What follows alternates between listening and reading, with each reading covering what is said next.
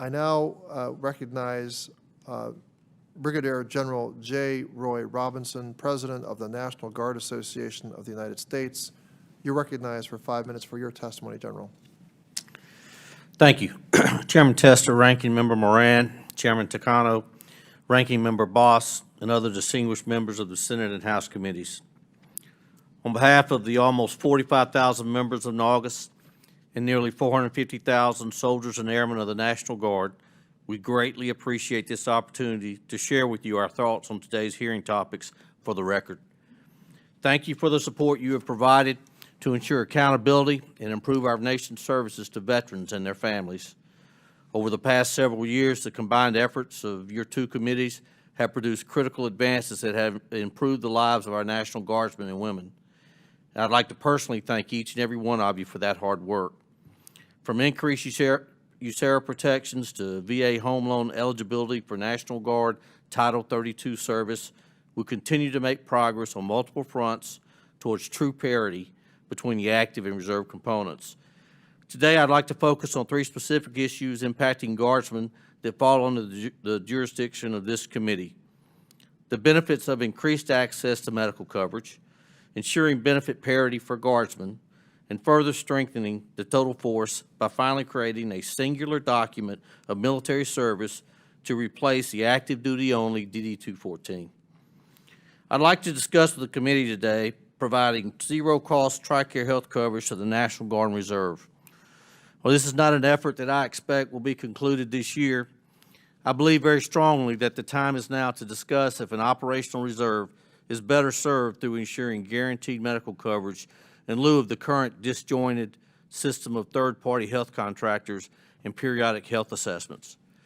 This year, NGAUS will advocate for conducting a study at the Department of Defense into what the cost of such a change in policy would be.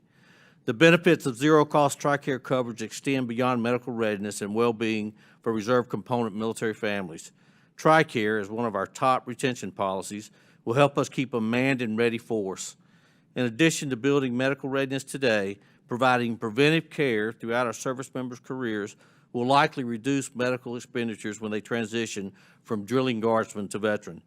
This will also become a significant employer benefit when a CEO or hiring manager knows a service member will not require health insurance coverage. As we ask more and more of our National Guard and Reserve units in peacetime training, I worry that companies will start to choose equally qualified non-military candidates over our service members simply because they are concerned that the soldier or airman will be away too often. We must find a better way to incentivize these companies. I ask each of you for your support on H.R. 3512, Healthcare for Our Troops Act. This groundbreaking bill will recreate how we provide preventive health care to the National Guard, and I'm convinced it will not only provide better health results to our service members, but will prove cost advantageous in the long run. One of the primary legislative goals of NGAUS is to address the benefit disparity for Guardsmen under federal activation authorities. For the past several years, I've addressed this committee and asked for your assistance in correcting numerous benefits not afforded to the thousands of Guard and Reserve service members deploying under Title 10, United States Code 12304B Bravo. With the passage of the Forever GI Bill and the fiscal year 2018 Defense Authorization Act, Guardsmen and Reservists are now eligible for nearly all the same benefits as their active duty counterparts, including tuition assistance, transitional health care, and post-9/11 GI Bill benefits. Of major concern for the National Guard is creating full parity for Guard service in relation to earning the post-9/11 GI Bill benefit. Guardsmen currently serve in a variety of statuses and missions that do not accrue the same GI Bill benefits as their active duty counterparts. Unlike our active component peers, a day in the National Guard or Reserve does not always equal 1 day of service. Regular weekend training days and annual training days do not count towards benefits. Federal deployments abroad have decreased, making it much more difficult for reserve component service members to earn federal benefits, including the GI Bill. Examples of this distortion in eligibility have been particularly acute in the past several years of increased domestic mobilization. Much of the COVID responses to civil disturbance, and disaster relief have not granted GI Bill eligibility. Lastly, I'd like to discuss the need for a single record of military service across all components and services. If the Department of Defense truly wants to achieve its long-stated goal of total force, then a cumulative document recording all military service, active duty, and reserve component is critical. The fact that the active duty, guard, and reserve all have different documents to describe military service is both unnecessary and cumbersome. Thank you. We talk to a lot of service members, veterans and active, in regards to the recognition of duty, okay, to identify benefits. And I, for one, we 10% of the population of Montana is veterans. So we are very, very concerned about these issues. And what I've also seen is the amount of reliance that the military has placed upon the National Guard to supplement all of their additional activities. Unfortunately, we've been involved in a lot of conflicts as of recent, and it's been very, placed a lot of pressure on the National Guard to help fill those voids. But the other conversation that everyone has is we have to be careful about the diminishing return on this investment, if you will, to make sure that we don't place the benefit level so high on the National Guard that we start drawing the enlistment, the incentive to enlist in traditional or full active duty. And so I just would love to hear some feedback from you on this. Yes, sir, that's a great question. But I would ask you to look at it from a little bit different perspective.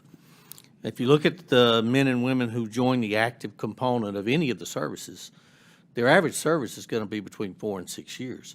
Very few of those service members are going to go on to receive a full retirement and stay in for 20 to 30 years. So what it does is it makes the Guard and Reserve a very attractive option when they opt out of active service. When they leave active service, they want to move back to Montana and they want to continue to serve in a uniform. We want to make it very attractive for the Guard and Reserve to be a great option for them to come in and fill those ranks and continue to serve. And if you think about everything that's involved in the cost associated with training service members throughout all the services, we want to retain that to the best extent possible. And the percent of those who come and serve in the reserve components, National Guard and Reserve, they stay longer, and a much greater percentage of them actually qualify for retirement benefits, all the way at a reduced rate. So there's actually some goodness in trying to make the Guard and Reserve a more attractive place to go. And if, in fact, they had already served in full active military. Correct. That makes sense. Thank you. Thank you very much. I appreciate that. Mr. Chair, my time is up. I would yield back. Thank you. Thank you. I learned something from that exchange, so thank you for that question. Representative Pappas, you're recognized for 5 minutes. Thank you very much, Mr. Chairman, and thank you to all of our panelists here today for some very compelling testimony and for your service and all your advocacy work that I think is really important to our committee moving forward. So I appreciate that. I wanted to start with Brigadier General Robinson, and I appreciate your comments about zero-cost Tricare, about full parity for members of the Guard and Reserve.